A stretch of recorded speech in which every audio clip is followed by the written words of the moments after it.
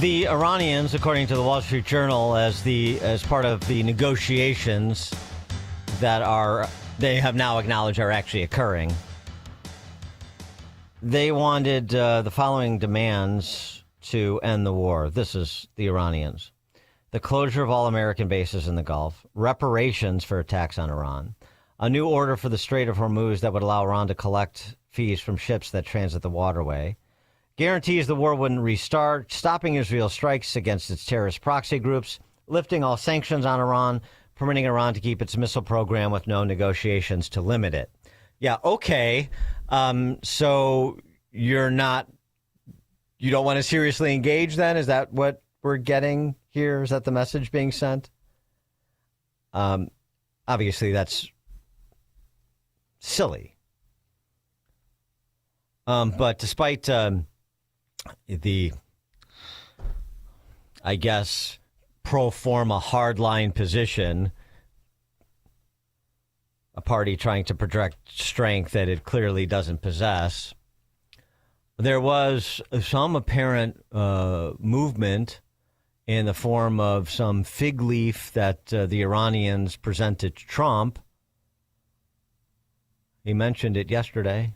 They did something yesterday that was amazing, actually. They gave us a present, and the present arrived today. And it was a very big present worth a tremendous amount of money. And I'm not going to tell you what that present is, but it was a very significant prize. And they gave it to us, and they said they were going to give it. So that meant one thing to me: we're dealing with the right people. Is that nuclear related? No, it wasn't nuclear related. It was oil and gas related. And it was a very nice thing they did. But what it showed me is that we're dealing with the right people. Because, you don't know, because the leadership was killed, all gone. Khomeini, all gone, as the expression goes, the past supreme leader. And then the new supreme leader was racked up, at a minimum racked up pretty good, and everyone else was gone. And then many of the people in the third tier are gone. But we're dealing with a group of people that I think turn out, and the present, the gift they made to us was very significant. And they said they were going to do it, and it happened. And they're the only ones that could have done it. Jennifer? Was it related to the Strait of Hormuz and the flow of... Yeah, it was related to the flow and to the Strait, yeah, it was. Are you negotiating on who's going to control this? Well, despite that gift and their generous list of demands, said tongue-in-cheek, the deployment and arrival of U.S. forces is apparently moving forward as planned. 2,500 Marines, 2,000 sailors, 3,000 paratroopers, 3 amphibious ships. Defense officials allegedly telling the New York Times senior military leaders are considering deploying a brigade combat team from the Army's 82nd Airborne. This is, of course, an elite group that is capable of deploying anywhere in the world, and Jerusalem Post is reporting that deployment is moving forward, despite these talks that supposedly involve the president himself, as well as Vance and Rubio and Kushner and Witkoff. For more on where things stand, trying to parse all of this, pleased to be joined by Jonathan Schanzer, who is the executive director at the Foundation for Defense of Democracies. Jonathan, thanks for joining us. Appreciate it. My pleasure. So the gift and the prospect for any real progress towards a cessation of hostilities. Yeah, I think it's hard to know exactly what's going on here. I think the president is doing what the president always does, which is to maintain maximum flexibility. And what I mean by that is he's got the military going while he's got direct talks with possible pragmatists within the regime, and he's dealing directly with the regime. He's dealing indirectly with the regime through Pakistan. In other words, there's a lot of balls in the air here. What I see right now still is that America has leverage. Iran is weak, and they're trying to figure out how to get out of this with dignity. So if they're not talking to the gay cardboard Ayatollah, is this guy that's being discussed now, Mohammed Bagar Ghalibaf, who is a former IRGC commander and mayor of Tehran, a wannabe strongman, rises in Iran, reports the Wall Street Journal. Is that the guy who's in charge now, or do we know? Well, I think it's hard to know exactly who's in charge because there have been so many of these leaders that have been taken cut out. down. Yeah, right. Yeah, I mean, so what we have right now is a guy that kind of raised his hand as saying, hey, I might be the guy that can figure out a pragmatic solution with you, United States. I'm still part of the regime. I'm still part of that radical faction, but I don't want this war to continue any longer.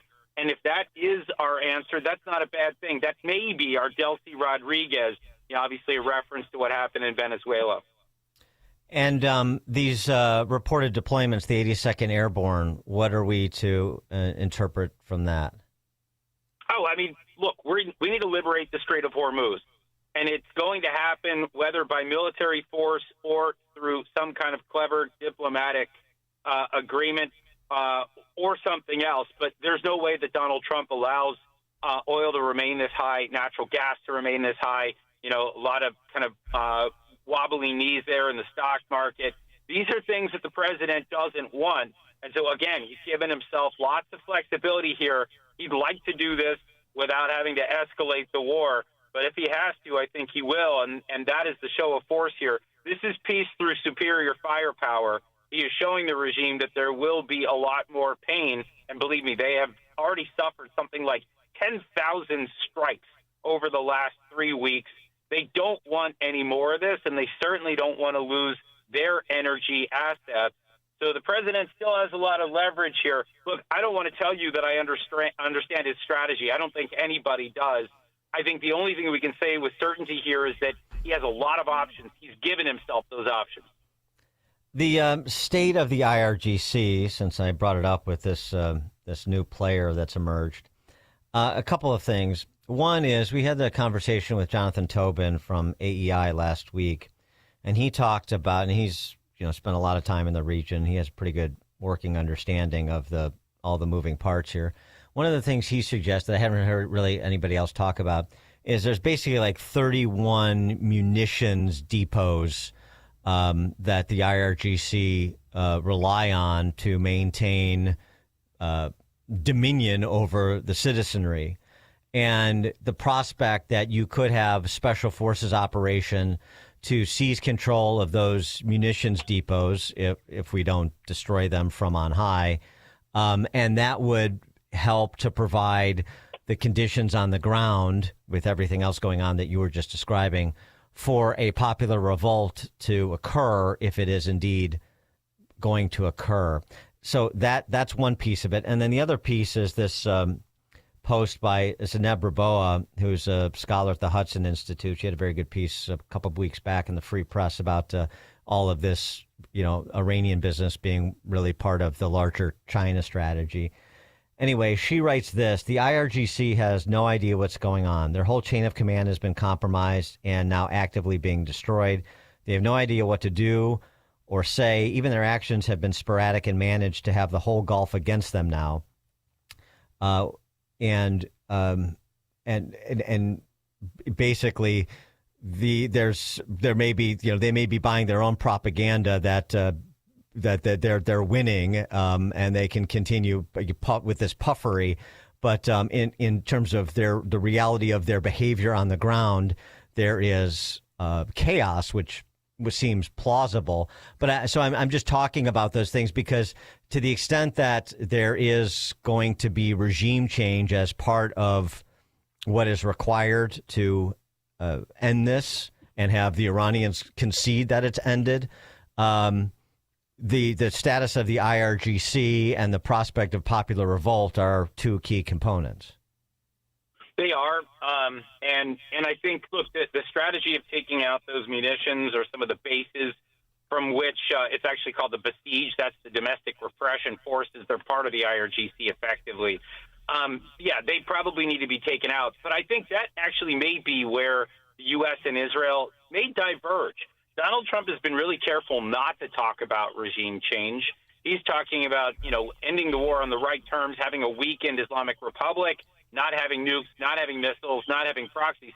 The Israelis want the entire regime gone, and I suspect the Gulf wants the entire regime gone now, too. Nobody wants this regime after seeing what it's done. And so I think it'll be interesting to see what the Israelis do, even if we, decide that we're going to quit the region after liberating the Strait of Hormuz. There could be additional operations without us. And I think Trump would be fine with that, right?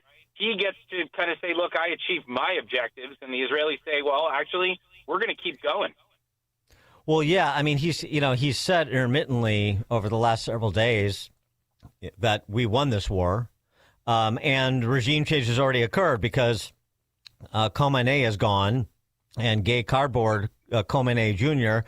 is nowhere to be found, apparently. And you're here, and then, as I mentioned, you hear like this guy Galabaf now is maybe the guy they're actually talking to. So since we're not talking to members of the old regime, we already have regime change, and obviously with air supremacy and their Navy destroyed and their capacity to retaliate, to launch retaliatory strikes, bordering on de minimis at this point, what more is there to do kind of thing.